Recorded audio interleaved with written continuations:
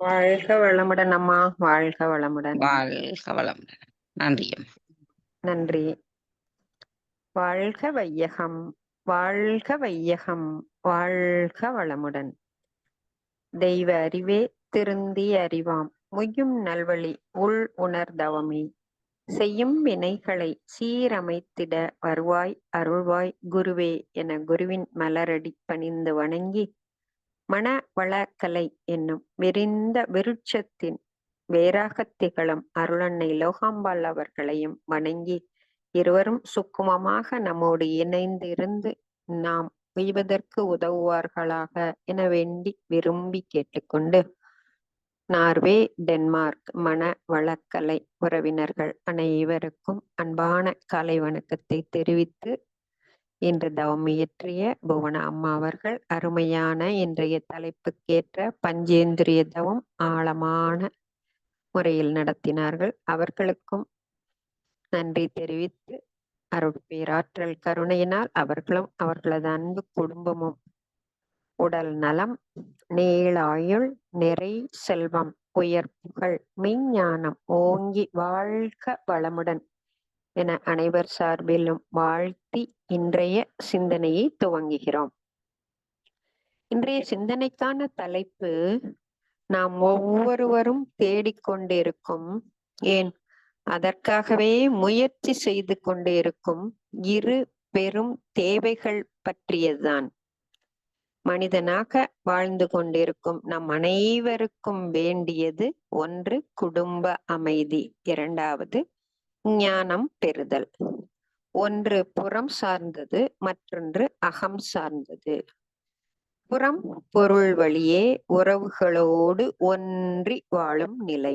அகம் பிறவின் நோக்கம் அறிந்து அந்த அருளை அடையும் நிலை ஆகும். இரண்டும் வேண்டும் தானே ஒரு மனிதருக்கு. உடல் நன்றாக வாழ பொருள் உறவுகள் தேவை. உள்ளம்னா மகர்ஷி சொல்றாங்க ஆன்மா, உள் இம் ஆன்மா. ஆன்மா நன்றாக இருக்க, நிறைவாக இருக்க அருள் தேவை. இதைத்தான் திருவள்ளுவரும் அருள் இல்லாருக்கு அவ்வுலகம் இல்லை, பொருள் இல்லாருக்கு இவ்வுலகம் இல்லாகி ஆங்கு அப்படின்றாங்க. அப்ப அந்த உடலுக்கு பொருள் குடும்பம், அது அமைதியாக இருத்தல் வேண்டும். அருளுக்கு உள்ளம் அமைதியாக இருத்தல் வேண்டும். இதற்கு இணங்க பொருள் நிலையில் நிறைவு பெற்று தனது கடமைகளை சரி வர செய்தால் குடும்பத்தில் அமைதி, அதுவே ஞானத்திற்கு வழியாகும் என்ற அருள் தந்தை பல்வேறு இடங்களில் விரிவிரித்து கூறுகிறார். அதை பற்றி தான் நாம் இன்றும் குடும்ப அமைதியே ஞானத்திற்கு வழி என்றதை பற்றி சிறிது சிந்தனை செய்வோம். குடும்பம் என்பதன் விரிவு கொடு பிளஸ் இன்பம் அப்படின்னு சாமிஜி சொல்றாங்க. அதாவது ஒருவருக்கு ஒருவர் ஒத்து உதவியாக ஒன்றை ஒன்று சார்ந்து ஒருவருக்கு ஒருவர் கொடுத்து அதில் இன்பமாக வாழும் ஒரு நிலை ஆகும். அப்ப குடும்பம் அப்படின்னா அதுல யாரெல்லாம் இருக்காங்க அப்படின்னு பார்த்தா, கணவன், மனைவி, மகள், மகன், கணவன் மனைவியின் தாய் தந்தையர், இவர்களின் இணைந்த வாழ்க்கை முறைதான் குடும்பம் அப்படிங்கிறோம். இதில் ஒவ்வொருவரின் எண்ணம், சொல், செயல்கள், பழக்க வழக்கம் ஒரே மாதிரியாக இருக்கும் என்று கூற முடியாது. அவரவர்களின் பதிவு, சூழ்நிலை, அதாவது சஞ்சித கர்மா, பிராப்த கர்மாவுக்கு தக்கபடி செயல்கள் அமையும். எனவே அவ்வப்போது கருத்து வேறுபாடு, செயல் வேறுபாடு ஏற்பட்டு அதனால் பிணக்குகள் ஏற்பட்டு சீற்றமடைந்து உணர்ச்சி வயப்பட்டு ஒவ்வொருத்தரும் வேறுபட்டு இருக்கிறார்கள் என்று கூறுகிறார். இந்த நிலையிலிருந்து மாற்றம் பெற்று அறிவை கொண்டு தன்னை பற்றிய ஒரு தெளிவு பெற்று விரிந்து சிந்தித்து ஆழ்ந்து ஆராய்ச்சி செய்தல் வேண்டும் என்கிறார்கள் அருள் தந்தை. சாதாரண வாழ்க்கை என்பது புலன் வயப்பட்ட அறிவின்படிதான் செயல்படும். புலன் அறிவுதான் ஓங்கி இருக்கும் என்கிறார். சாமிஜி இன்னல் நீங்கி வாழ அப்படின்னு ஒரு புத்தகமே எழுதியிருக்காங்க. அதுல என்ன சொல்றாங்க அப்படின்னா, ஐந்தறிவிலிருந்து வந்த மனிதன் அந்த ஐம்புலன்கள் வழியே வாழ்க்கை நடத்தி வருகிறான். எனவே அந்த பதிவுகளே மேலோங்கி செயலுக்கு வருகிறது. அதன் மூலமே பிணக்குகள் ஏற்படுகிறது. இந்த உணர்ச்சி வயப்பட்ட நிலையில் 6 தீய குணங்கள் ஏற்படுகின்றன. நாம் அனைவரும் அறிவோம் 6 தீய குணங்கள். பேராசை, சினம், கடும்பற்று, உயர்வு தாழ்வு மனப்பான்மை, பால் கவர்ச்சி, வஞ்சம். இவை இருக்கும் இடத்தில் அமைதி ஏற்பட வழி இல்லையே. இவற்றை தனது 6வது அறிவு கொண்டு சிந்தனை செய்து மகான் தந்திருக்கும் அகத்தாய்வு பயிற்சிகளை கடைபிடித்து நாம் எதற்காக இந்த பிறவி எடுத்தோம், எங்கே போய்க் கொண்டு இருக்கிறோம் என சிந்தித்து செயல்படும் போதுதான் அறிவின் ஆட்சி நடக்கும். குடும்பத்தில் அறிவுதான் நிர்வாகியாக இருக்க வேண்டுமே தவிர எந்த கட்டத்திலும் எந்த காரணத்திற்காகவும் உணர்ச்சிகள் நிர்வாகியாக இருக்கக்கூடாது என்கிறார்கள் அருள் தந்தை. புலன் உணர்ச்சியால் அறிவு செயல்படாது, அமைதி கிட்டாது. அப்போ தன்னை பற்றி தன் அறிவை சதா சர்வகாலமும் ஆராய்ச்சி செய்து கொண்டு விழிப்பு நிலையில் இருத்தல் வேண்டும் என்கிறார்கள் அருள் தந்தை. அருள் தந்தை ஒரு பாடல்ல சொல்றாங்க, அறிவின் முழுமை எப்போது ஏற்படும் அப்படின்னு சொல்றாங்க. நமக்கு மட்டும் இல்லைங்க, அருள் தந்தை யாரு? மகான். அவரே 1969 ஒரு பாடல் எழுதியிருக்காங்க. அன்னமய கோஷத்தில் மனம் கட்டுண்ட அந்நாளில் உடலே நான் என்றிருந்தேன். அவா முதல் 6 குண எழுச்சி ஓங்கி அடைந்த துன்பங்களை நான் விளங்கப் போக என்னை அறிவாய் உயிராய் மெய்யாய் கண்ட இந்நிலையில் ஆனந்தமய பேருற்றேன். அன்னமய கோஷத்துல இருக்கும் போது 6 குணங்களும் அவருக்கும் இருந்ததாம். அதை ஒவ்வொன்றாக ஆராய்ந்து ஆராய்ந்து ஆராய்ந்து விழிப்பு நிலையில் எப்போதும் தவம் தற்சோதனை, ஒவ்வொரு செயலுக்கு பின்னும் தற்சோதனை செய்து செய்து பல துன்பங்களை அடைந்ததனால் அப்படி தற்சோதனை செய்து செய்து என்னை அறிவாய் உயிராய் மெய்யாய் கண்ட நிலையில் ஆனந்தமய பேரு பெற்றேன் அப்படிங்கிறாங்க. அப்போ என்னை ஆண்டு கொண்டிருப்பது அறிவு, ஆண்டு கொண்டிருப்பது உணர்ச்சியாக கூடாது, அறிவாய் இருக்க வேண்டும். அந்த அறிவின் மூல நிலை உயிர், அந்த உயிருக்கு மூலம் மெய்யாகிய இறைநிலை என்பதை கண்ட பின் ஆனந்தமயமானேன் என்கிறார்கள் அருள் தந்தை. அப்ப ஆனந்தம் அப்படிங்கிறதுக்கு மட்டும் எதிர்ச்சொல்லே கிடையாதுங்க. இன்பம்னா துன்பம், மகிழ்ச்சினா துக்கம் அப்படின்னு கூட சொல்லுவாங்க. ஆனா ஆனந்தம்னா ஒன்றே ஒன்றுதான். ஆனந்தம் பேரானந்தம் என்ற அந்த ஆனந்தத்துக்கு விரிந்த நிலைதான் ஆகுமே தவிர எதிர்நிலை கிடைக்காது. அந்த ஆனந்த பேரு பெற்றாராம். அப்போது ஈசனே உலகு உயிர் உணர்வாய் உள்ள இவ்வுண்மை உணர்ந்து விட்டேன், அமைதி பெற்றேன் அப்படிங்கிறாங்க. அப்ப இந்த ஈசனே இந்த உலகத்தில் உள்ள எல்லாருக்கும் உயிராகவும் உணர்வாகவும், உணர்ச்சி இல்ல, உணர்ச்சியை மாற்றி உணர்வாகவும் உணர்ந்து கொண்ட பின்னர் இவ்வுண்மை உணர்ந்து விட்டேன், அமைதி பெற்றேன் அப்படிங்கிறாங்க. அப்போ அந்த அமைதி அப்படிங்கிற நிலை கொஞ்சம் கொஞ்சமாக அன்னமய கோஷத்திலிருந்து விடுபட்டு மனோமய கோஷம், மனோமய கோஷத்திலே இருந்து மேலும் அப்படியே போகும்போதுதான் அறிவை பழக்க பழக்க மனோமய கோஷத்துல என்ன செய்யறோம்? அகத்தாய். அவ்வாறு அறிவை பழக்க பழக்க அது உணர்வு என்ற நிலைக்கு வரும். அப்போதுதான் அமைதி வரும். வினை வழியே வாழ்க்கை செல்லாமல் மடை மாற்றுதல் பயிற்சி வேண்டும் என்கிறார்கள் அருள் தந்தை. அந்த பயிற்சி செய்து செய்து அந்த பயிற்சியில் வெற்றி பெற்றோமா என சோதித்து பார்க்க ஒரு பரிசோதனை கூடம் வேண்டும் அல்லவா? அதுவே குடும்பம் என்கிறார்கள் அருள் தந்தை. கோதையம்மா கிளிப்பிங்ஸ்ல கூறினது போல, சினம் வென்றேன் சினம் வென்றேன் நாமளே சொல்லிக்கிறோம். அத நீங்க சொல்லக்கூடாது. உங்க எதிர்ப்பால் ஒரு அன்பர் வந்து சொல்லும் போது ஒரு குருவிடம் உங்க மனைவியிடம் கேட்டு மனைவியை சொல்லச் சொல்லுங்கள் என்று ஒரு குரு கூறியதாக அம்மா விரிவாக கூறினார்கள். அதே போல்தான் நம் குருவிடமும் ஒரு அன்பர் வீட்டில் அடிக்கடி பிரச்சனை நடந்து கொண்டே இருக்கிறது ஐயா, நான் துறவு செல்லலாம் என்று நினைக்கிறேன், தாங்கள் எனக்கு கருத்து கூற வேண்டும் என்று கூறினாராம். அருள் தந்தை உடனே சிறிது யோசித்து, நானும் உங்களோடு வருகிறேன், ஆனால் ஒரு 10 நாள் நாம் பயிற்சி எடுத்துக்கொள்வோம். அதாவது வீட்டை விட்டு வெளியே துறவு சென்றால் நமக்கு சரியான உணவு சரியான நேரத்தில் கிடைக்காது, சரியான உறக்கம் கிடைக்காது, நாம் இஷ்டப்படி இருக்க முடியாது. அதற்கான பயிற்சியை ஒரு 10 நாட்கள் மேற்கொண்டு வாருங்கள், நானும் பயிற்சி எடுத்து வருகிறேன், அப்போது நாம் இருவரும் துறவு செல்வோம் என்று கூறி அனுப்பினாராம்.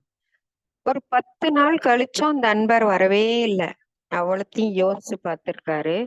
சரியான சாப்பாடு கிடைக்காது, சரியான தூங்க இடம் கிடைக்காது, பல்வேறு இழிவுகளுக்கு ஆளாவோம், கையேந்தி சாப்பிட வேண்டிய நிலை ஏற்படும் மற்றவர்களிடம்.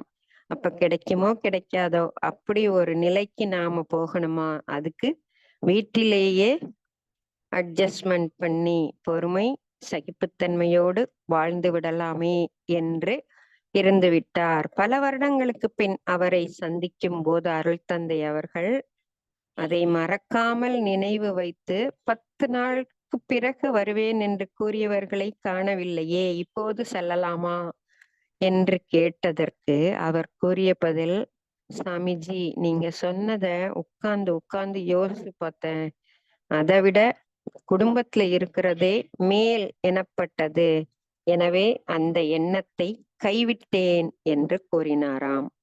அந்த நிலையில் ஒவ்வொரு கணவன் மனைவியும் வினையை கழிப்பதற்காக சேர்க்கப்பட்டவர்கள் என்கிறார் அருள் தந்தை அவர்கள். வினைப்பதிவாம் சுமையை கடந்து தூய்மை பெறவே நினைவாய் உடல் எடுத்தேன், நிலம் மீது விழுந்த பின்னே என்னை மறந்தேன் எந்தன் வினை மறந்தேன் இறைவா, உனை மறந்தேன் நீயோ உள் நின்றெனை மீட்டாய் அப்படின்னு சாமிஜி ஒரு பாடல்ல சொல்றாங்க. இந்த வினைப்பதிவை கரைப்பதற்காகத்தான் ஒருவரை ஒருவர் சேர்த்து வைக்கிறார். ஆனா அந்த வினை கடலை நாம் கழிப்பதற்கு பதிலாக வினையை ஏற்றிக்கொள்ளல்லவா இருக்கிறோம். திருமூலர் கூட சொல்றாரு வினை கடல் அப்படிங்கிறார். அத திளைக்கும் வினைக்கடல் தீர்வுறு தோணி இளைப்பினை மாற்ற இருவழி உண்டு, இளைக்கும் தனக்கும் அக்கேடில் முதல்வன் விளைக்கும் தவம் அறம் மேற்றுணையாமே அப்படிங்கிறார். அந்த கடலை கடக்கிறதுக்கு கணவனும் மனைவியும் தவம் அறம் என்ற துணையை மேற்கொண்டால், அதாவது வினையாகிய கடலில் தத்தளித்து இன்பம் துன்பம் மாறி மாறி வந்து கொண்டே இருக்கிறது. குறிப்பாக சொல்ல போனால் இன்பத்தை விட துன்பமே அதிகம். அதில் தவிக்கிறோம், தத்தளிக்கிறோம், சோர்ந்து போகிறோம். அதிலிருந்து இளைப்பாறுதல் வேண்டும். அப்போதுதான் தவம் என்ற தோணி அறம் என்ற துடுப்புடன் நம்மை நோக்கி வருகிறது. நம் கேடுகளை நீக்கும் இறை நிலையே அதை அனுப்பி வைக்கிறது. அதை பற்றி கொண்டு தனக்கும் கிளைக்கும் அப்படின்னு ஒருத்தர் சொல்றாரு, கிளைக்கும் தனக்கும் அக்கேடில் முதல்வன் தராரு. கிளைன்னா என்ன? கிளை மீன்ஸ் தனக்கும் தன் சந்ததிகளுக்கும், மேலும் தன்னை சார்ந்த மனைவி குடும்ப உறவுகள் அனைவருக்கும் துணை விளைவிக்கும் அந்த தோணி அப்படிங்கிறார். தவம் அறம் என்ற தோணியை நாம் பற்றும் போது அதனால் ஏற்படும் நன்மைகளினால் நம்மளுடைய சந்ததிகளும் மேலும் நம்மை சார்ந்த உறவுகளும் அதில் பயணிக்க கூடும். ஒரு தோணி வருது அப்படின்னு சொல்லி நடுவுல இருக்கிறவங்க எல்லாம் தத்தளிச்சுக்கிட்டு இருக்கிறவங்களெல்லாம் ஏற்றிட்டு வரும்ல கடல்ல. அது போல அனைத்து உறவுகளும் ஏறிக்கொள்ளும் ஒரு தோணியாக தவமும் அறமும் இருக்கும் என்கிறார். அந்த தவம் அறம் அந்த இரண்டின் துணை கொண்டுதான் குடும்பத்தில் அமைதி நிலைக்கச் செய்ய முடியும். அப்போதுதான் குடும்பத்திலிருந்து ஞானம் அடைதல் என்பது சித்தியாகும் என்கிறார்கள் அருள் தந்தை. குடும்பத்தில் தலைவன் கணவன், தலைவி மனைவி என்ற நிலையில் இருவரும் சரி சமம் என்ற நிலையில் ஒருவருக்கு ஒருவர் குறை ஏற்படாத மனிதன் உண்டா அப்படின்னா பிறவி எடுத்ததே குறைகளை கழிப்பதற்காகத்தான், வினைகளை கழிப்பதற்குத்தான் நாம பார்த்தோம். அப்போ அந்த குறைகள் ஏற்படும் போது விட்டு கொடுத்தல், சகிப்புத்தன்மை, தியாகம் என்ற முறையில் வாழ்க்கை நடத்துதல் வேண்டும். அப்போதுதான் அதை பார்த்து வளரும் நம் குழந்தைகளும் அதை பின்பற்றி நடப்பார்கள் என்கிறார்கள். உடலுக்கு ஒரு தீங்கு ஏற்படும் போது, ஏதாவது அடிபட்டுடுச்சுன்னா நாம என்ன செய்றோம்? ஒரு டிடி இன்ஜெக்ஷன் போட்டுக்கிறோம். அதே மாதிரி மனதுக்கு எப்போதெல்லாம் தீங்கு வந்ததோ அப்போதெல்லாம் ATS என்ற ஒரு இன்ஜெக்ஷன் போட்டுக்கோங்க அப்படின்னு சொல்றாங்க Swamiji. A means adjustment, tolerance and sacrifice, அதாவது விட்டு கொடுத்தல், சகிப்புத்தன்மை, பொறுமை அல்லது தியாகம் என்ற மூன்றையும் அவ்வப்போது எப்போல்லாம் மனதுக்கு அழுத்தம் ஏற்படுகிறதோ, மனதுக்கு அடி ஏற்படுகிறதோ, மனதில் நிம்மதி இல்லாத நிலை ஏற்படுகிறதோ அப்போதெல்லாம் அதை கையில் எடுத்து வாழ்க்கையை நகர்த்துங்கள் என்று கூறுகிறார் அருள் தந்தை. மேலும் கமிட்மெண்ட், கமாண்ட், டிமாண்ட் இந்த மூன்றும் குடும்பத்தில் இருக்கவே கூடாது என்று அறுதியிட்டு கூறுகிறார்கள் அருள் தந்தை அவர்கள். கமிட்மெண்ட் அப்படின்னு நமக்கு தெரியும், நமக்குன்னு ஒரு எதிர்பார்த்தல், ஒரு தேவை, அதை செய்தே ஆக வேண்டும் என்பது. கமாண்ட் மற்றவர்களை குறை சொல்லுதல், ஆர்டர் செய்தல். டிமாண்ட் தேவை, எனக்கு கட்டாயம் வேணும் அப்படிங்கிற நிலை ஏற்படுத்துதல், அதற்காக மற்றவர்களை வற்புறுத்துதல் என்ற நிலை மாறி கணவன் மனைவிக்குள் இருக்கும் போதுதான் தன்முனைப்பு ஏற்படாது. இந்த தன்முனைப்பு ஏற்பட்டா அது என்னவா மாறுங்க? கணவன் மனைவிக்குள்ள தான் என்ற அதிகாரப்பற்று, தனது என்ற பொருள் பற்று ஏற்படும். தான் என்ற அதிகாரப்பற்று, தனது என்ற பொருள் பற்று செல்லுபடி ஆகாத நிலையில் சினம் ஏற்படும். சினம் வரும்போது வெறுப்பு என்பது வரும். வெறுப்பு வரும்போது என்ன செய்யணும்னு சாமிஜி சொல்றாங்க அப்படின்னா, ஒருவருக்கொருவர் சினப்பட்டு வெறுப்புணர்ச்சி ஏற்படும் போது அவர்கள் செய்த நன்மைகளை சிறிது சிந்தித்து பாருங்கள். இன்று ஏதோ உணர்ச்சி வயப்பட்ட நிலையில் வெறுப்பான வார்த்தைகளோ செயலோ நடைபெற்றிருக்கலாம். ஆனால் அன்று நமக்காக நம்மளுடைய வாழ்க்கை துணை நமக்கு என்னெல்லாம் செஞ்சாங்க அப்படின்னு ஒரு நிமிஷம் எண்ணி பாருங்கள் அப்படின்னு சொல்றாங்க. அந்த நிலையில் கணவன் மனைவி உறவு நட்பாக மலர வேண்டும் என்கிறார்கள். நட்பு அப்படின்னா என்ன? நம்மளுடைய ரொம்ப பிடிச்ச நண்பனிடம் நம்மளுடைய குறைகளையும் சொல்லுவோம், நிறைகளையும் சொல்லுவோம். அவங்கள்ட்ட பேசி கலந்து என்னப்பா முடிவு செய்யலாம் அப்படின்னு பேசுவோமே, அது போல கணவன் மனைவிகளுக்கிடையே உள்ள உறவு நட்பாக மலர வேண்டும் அப்படிங்கிறாங்க. அதற்கு என்ன செய்யணும் அப்படின்னு பார்த்தா, ஒருவரை ஒருவர் புரிந்து கொண்டு மற்றவர்கள் கருத்துக்களை மதித்து நடத்தல் வேண்டும் என்கிறார்கள். ஏற்றத்தாழ்வு இன்றி புரிதல் வேண்டும், அனைத்தையும் பகிர்ந்து கொள்ளுதல் வேண்டும். ரகசியம் என்பது கணவன் மனைவிக்குள் இருக்கவே கூடாது அப்படிங்கிறாங்க. அப்போ ரகசியம் இல்லாமல் இருவரும் அனைத்தையும் பகிர்ந்து கொள்ள வேண்டும். வரவிற்கு நாம இப்ப எல்லாருமே அறிவோம், வரவிற்காக அனைத்து பெண்களும் தற்போது வேலைக்கு செய்கிறார்கள். அப்போ வரவு சரியானபடி மிதம் மிஞ்சியதாகவே இருக்கிறது. அப்போ செலவும் இருவரும் சேர்ந்தே செய்ய வேண்டும். ஒருவருக்கொருவர் பகிர்ந்து கொண்டு செய்தல் வேண்டும். அப்போ பெண் வேலைக்கு போறதுனால வீட்டில் உள்ள பணிகளையும் ஆணும் பகிர்ந்து கொண்டு செய்யும் போது அந்த வீட்டில் அமைதி நிலவும், பிணக்கு ஏற்படாது அப்படிங்கிறாங்க. அப்புறம் இன்னொன்னு சொல்றாங்க அருள் தந்தை அவர்கள், மற்றவர்கள் முன் ஒருவர் குறைகளை சுட்டி காட்டாமல் தனியாக எடுத்து கூறுதல் வேண்டும். ஏதாவது தப்பு நடந்தா கூட அத மற்றவர்கள் முன்னாடி அல்லது என்னைக்கோ தப்பு செஞ்சிருப்பாங்க, அத மற்றவர்கள் முன்னாடி சும்மா ஒரு ஜோக்காக, ஒரு ஜாலிக்காக அதை சொல்லி காட்டுதல் வேண்டாம். அது அந்த பெண்ணையோ அல்லது ஆணையோ மிகவும் மனநிலையை பாதிப்படைய செய்து மன அழுத்தமாக மாறி அவரிடையே இருந்து அவர்களின் நிம்மதியை போக்கும் என்கிறார்கள். அப்போ அறிவு உணர்ச்சி பயப்பட்ட நிலையில்தான் அந்த மாதிரி செஞ்சிடறோம். அப்போ உணர்ச்சி அறிவை வெல்வதாக அமைதல் கூடாது. அறிவு உணர்ச்சியை கட்டுப்படுத்தி அறிவின் வழி செயல்படுதல் வேண்டும் அப்படிங்கிறாங்க அருள் தந்தை. இதற்கு பழக்கம் என்ற அறிதல் வேண்டும், ஒழுக்கம் என்ற புரிதல் வேண்டும், வழக்கம் என்ற ஆராய்ச்சி நிலையில் விழிப்பு நிலையிலேயே இருக்க வேண்டும். இவைகளே குடும்ப அமைதிக்கு தீர்வாக அமையும் என்கிறார்கள். அந்த குடும்பத்தில் ஏற்படும் அன்பு நிலையே ஞானம். அறிவுக்கு அடிமையாவதே பக்தி, அதாவது நம்பிக்கை. அறிவை அறிவால் அறிய பழகுதல் யோகம். அறிவை அறிவால் அறிந்த நிலையே முக்தி. அறிவை அறிந்தோர் அன்பின் அறமே ஞானம்.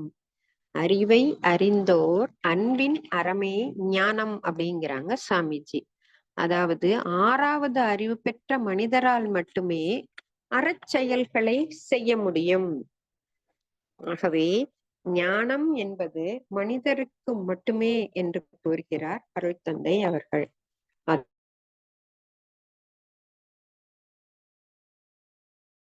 அதாவது பக்தி ஞானம் மனிதருக்கு மாத்திரம் ஞானம் ஏன் அப்படின்னு ஒரு கேள்வி எழுப்பி, உலகிலே வாழும் உயிரினங்கள் எல்லாம் ஓரறிவு முதல் 6 அறிவுக்குள்ளாம் அளவும் ஒளி, ஒலி, உருசி, மனம், ஊறு என்ற பஞ்ச உணர்ச்சிகளுக்குள் அடங்கினாலும் நலம் தீது காரணங்கள் உணரும் யூக நல்லாற்றல் எனும் 6ஆம் அறிவு மட்டும் நிலம் மீது மாந்தருக்கே உரிதாம். இதனால் நிறை ஒழுக்கம் ஞானம் இவை மனிதருக்கே ஆம். ஒழுக்கமும் ஞானமும் மனிதருக்கு மட்டுமே என்ற அறுதியிட்டு கூறுகிறார்கள் குரு அவர்கள்.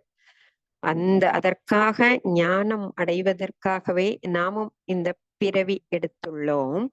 அதற்கான நல்ல குரு கிடைத்திருக்கிறார். அவர் தந்த தவம் தற்சோதனையும் அன்றாடம் செய்து அறச்செயல்களை வளர்த்து குடும்பத்தில் அமைதியாக கடமை அறம் மாற்றி பின்னர் அது சுற்றம் ஊர் உலகு என்ற அளவில் விரிந்து முழுமை நிலை அடைய நாமும் முயலுவோம். திறந்து கொள் தான் தனது என்று சொல்லும் சிற்றறையை, வெளியே வா அகன்று நோக்கி பறந்து உலவு. உலக சமுதாயத்தின் பரப்பகத்தில் பற்று அரும் கடமையினால் பழுக்கும் ஞானம் என்கிறார் அருள்தந்தை. அப்போ அமைதியான குடும்பம் என்ற மரம் தழைத்து வளர்ந்து பூத்து காய்த்து இறுதியில் ஞானம் என்ற கனியையே தரும். அதற்காக தினமும் பக்குவப்பட்டு கொண்டு இருக்கிறோம். பதம் அடைவோம், ஒன்றாவோம், அந்த பரமானந்தம் எய்துவோம் என கூறி இந்த சிற்றுரையை நிறைவு செய்து கொள்கிறேன். வாழ்க வையகம், வாழ்க வையகம், வாழ்க வளமுடன். நார்வே, டென்மார்க் மற்றும் செவிமெடுத்த அனைத்து வேதாத்திரிய உறவுகளுக்கும் நன்றிகள். வாழ்க வளமுடன் அம்மா, வாழ்க வளமுடன். வாய்ப்பளித்தமைக்கு நன்றிகள்.